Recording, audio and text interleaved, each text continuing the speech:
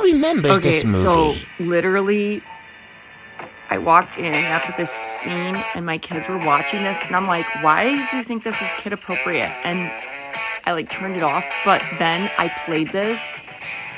Bobby boy, stay here while mommy picks up the free cheese, okay? This will keep the sun out of your eyes. Be good now.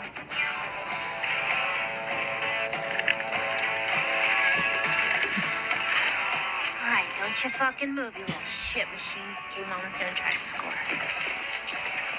Oh my god. Then What the hell? Excuse me, who's watching these babies? The fat one's watching the little one. Oh, nice parent. Leave them out here like that and see what happens. Yo, fuck you fucking square! Keep on trucking. Did you hear that fucking guy tell me how to fucking raise you? Motherfucker, man. What does he fucking think he is? What's the worst fucking thing that can happen to you? Stand in front of a fucking store, right? Fuck.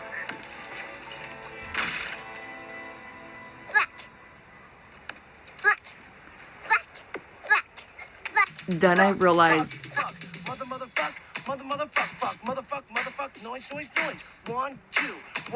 that the kids thought that was normal. Like that was, I can't even.